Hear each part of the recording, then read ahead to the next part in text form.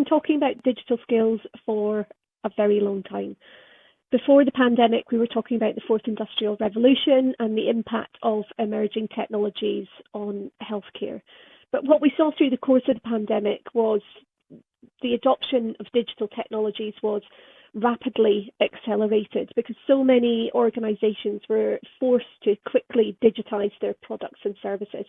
And we demonstrated unimaginable capacity for rapid transformation at that time, with many long-term plans like telehealth being rolled out in a matter of days or weeks rather than the months or even years that were planned.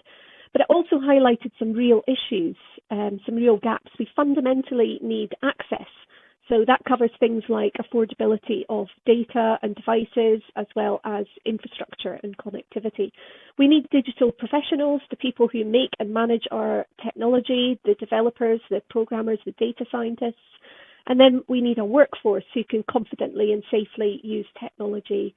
And finally, we need our patients, our citizens, to be able to use technologies too. And all of these impact the digital capacity and capability of the healthcare sector in Wales. They're all interrelated and interdependent.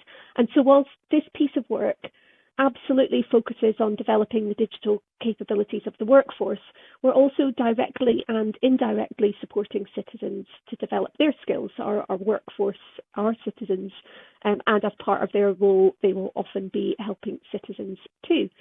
And then in the other direction, we're creating pathways into digital professions. So as we upskill and reskill people who are interested and are capable in a particular area. So, for example, data, we might signpost them to entry-level qualifications and a career pathway into a data role. But most importantly, we're increasing digital participation broadly, and this is the real aim, the real vision. We know from research that this leads to improved tangible offline outcomes for society, improved health, longer life expectancy, decreased loneliness and social isolation, better access to jobs and education. And as we move more and more of our government services and democratic processes online, we're also talking about voice and visibility. So the need to develop digital skills and capabilities is recognised broadly and referenced in local, national and global policies and strategies. And therefore, it's no surprise that we have fully committed to this in our planning as well. One of our strategic objectives is to lead the development and implementation of a digital capability framework for the healthcare workforce. And so I guess that's the overarching objective.